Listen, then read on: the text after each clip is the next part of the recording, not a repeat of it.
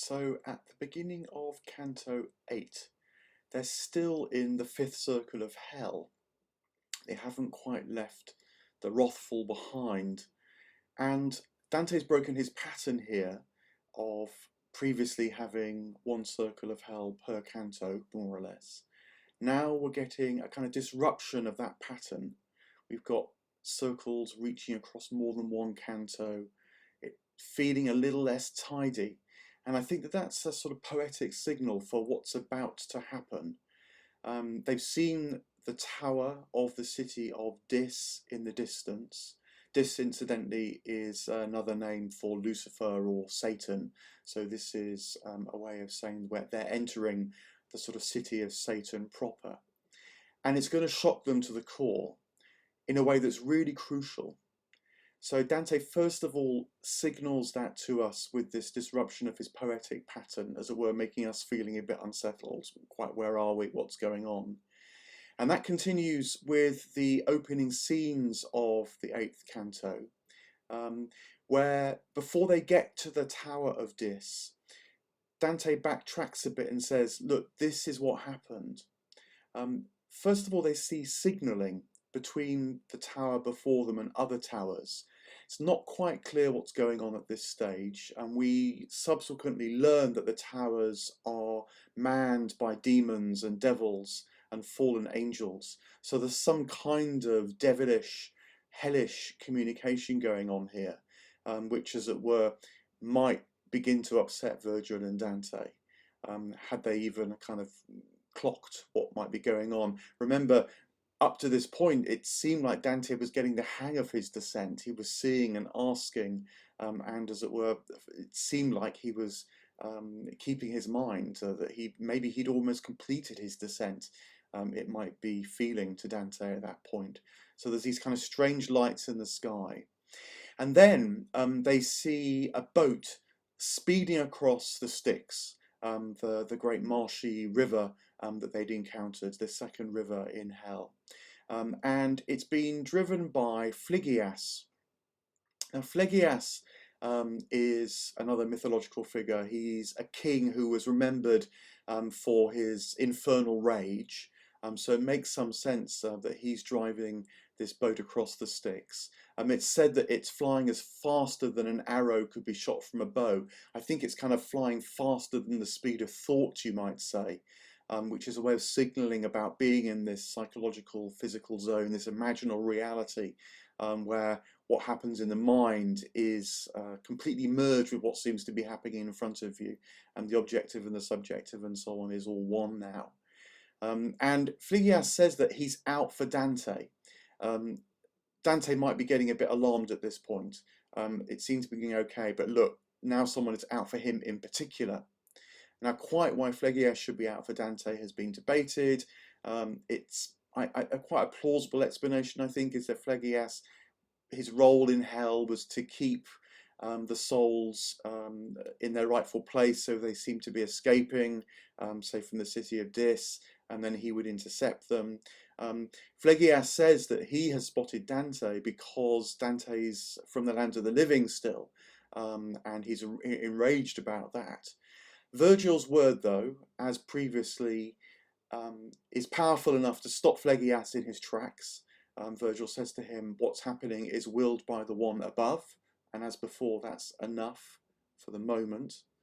And in fact, they step into the boat, and this is rather nice, intriguing kind of passage where Dante notes that the boat now plows through the water as if it's sort of dropped from the realm of thought reality into a more realm of physical reality, because Dante, of course, having a body, has weight.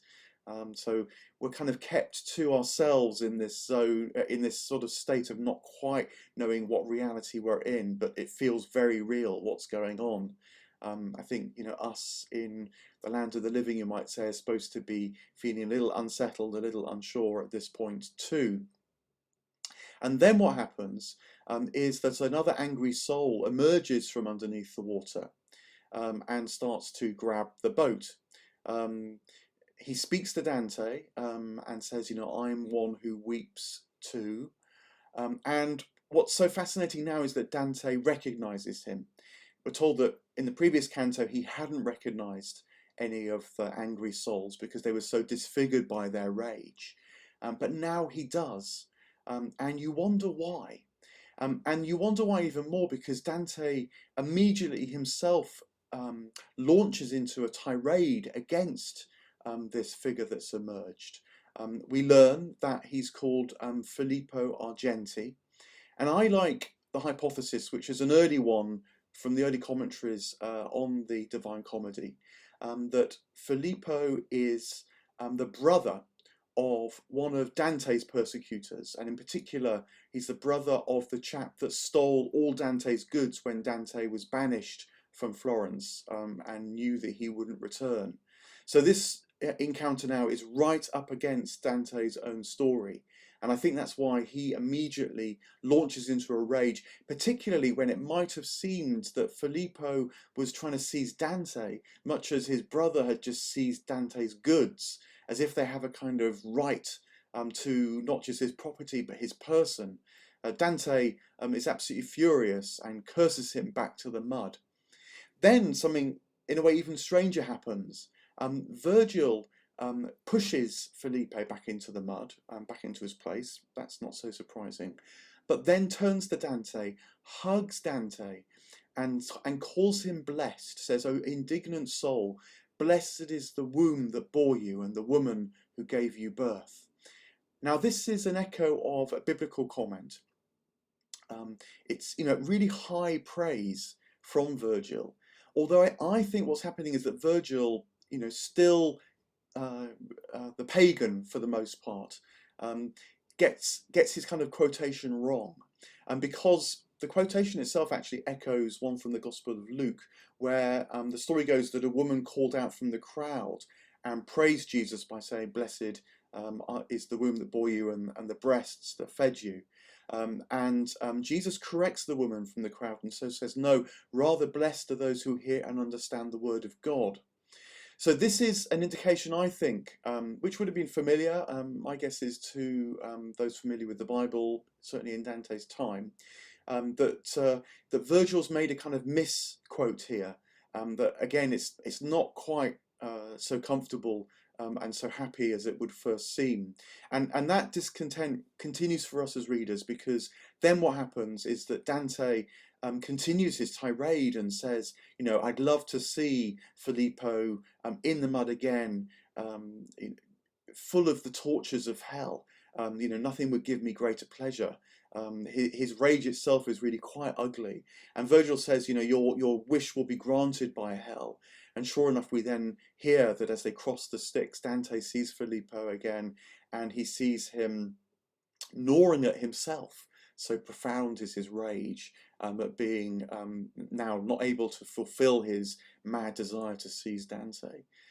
It's a really ugly and difficult scene, but I think sets up what's going to come now, because it's almost as if Virgil and Dante have strayed now into a territory where there are powers at play that they don't understand, which are more powerful than them, which Virgil's word is about to fall, and which is about to throw Dante into a really true terror.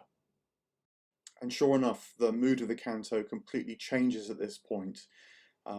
They hear wailing. Dante says that his eyes started to strain to see. This great kind of sheet of terror descends upon them, which, if you've ever felt that state, makes you feel like you're losing your mind. You can't get a grip on reality. You know you won't be able to find your way. They do approach the walls of Dis. Remember that Phrygias is actually steering them in the boat.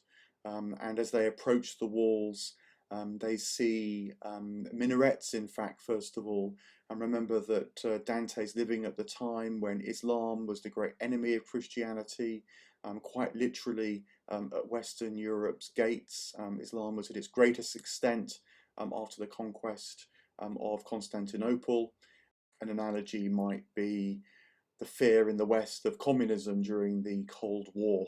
It's almost as if Dante sees the missiles on Cuba during the missile crisis. He notices that the walls of Dis are made of iron, This again with their medieval overtones. This is the sort of hardest stuff that you can build out of. So they're entering a zone of a new kind of impenetrable material with the correlate of new deeply fearful kind of mysteries and hardness of heart that they're going to have to penetrate.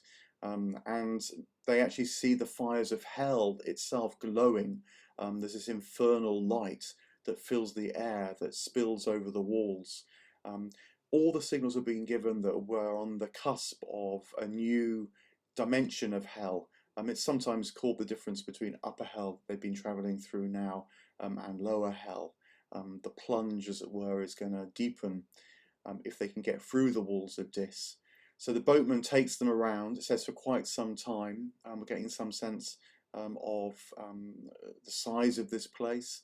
And then he commands them to get off the boat. This is where they've got to land.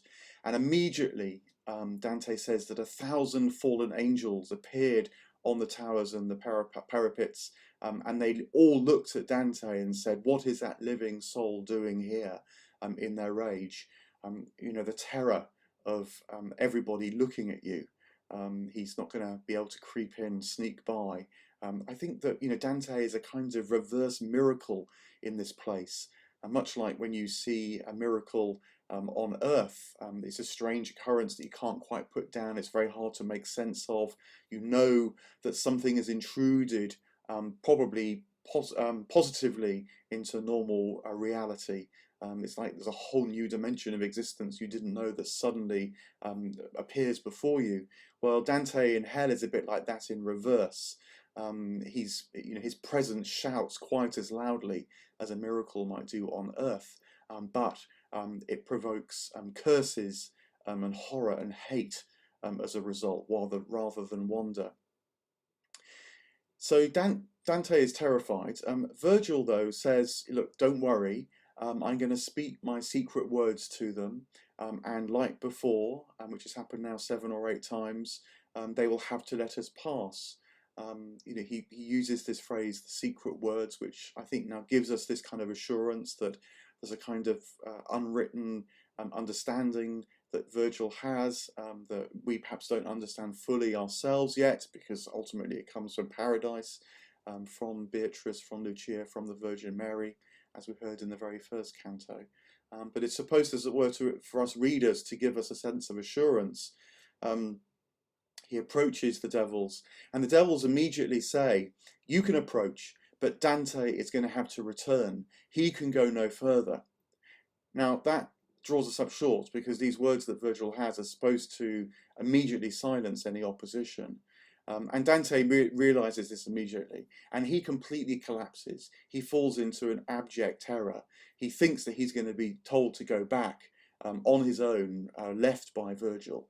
It's a really dramatic about change, given how he, just a few moments before, as it were, had been cursing Filippo Argenti and rejoicing in Argenti's torment in the mud of his rage, seeing him lowering himself and in dire straits. Now Dante falls immediately into a great terror, and I think that's what this state is like. That from moment to moment you can flip from a kind of assurance to a new depth of fear that you barely knew existed before. And that's what this canto is trying to instill upon us. And as if to underline it, Dante himself says, "Dear reader, imagine how I felt." He breaks the fourth wall. He addresses us directly. It's one of those wonderful, terrifying in this instant moments where we're brought right alongside Dante, almost to the walls of Dis ourselves, wondering what's going to happen, wondering whether we're going to understand. Are we going to be able to bear what it looks like Dante's going to have to face, whether he returns or whether by some miracle he finds his way forward. Virgil, though, is not quite at that point yet. He says to Dante, "Look, you wait here, I'll go and speak to them." So where Virgil's still got that sense that somehow Dante is learning, Dante has got enough within him to be able to at least stay put where he is in hell for the moment. He goes forward, but quite quickly returns. And when he returns, he is looking completely downcast. all his self-assurance is gone. You can imagine him looking pale. Dante is doubled up with his fear and trembling. But the canto ends with Virgil uttering sort of words of comfort that he's stating as a kind of blind faith, a bit like a creed that someone recites but without really understanding. So it brings no comfort at all. It's the thinnest thing to try to hold on to. Virgil says, look, I have been assured that we'll be allowed to pass, that this has come from no place less than heaven itself. This will be okay. But the canto ends with it feeling like things are not okay at all.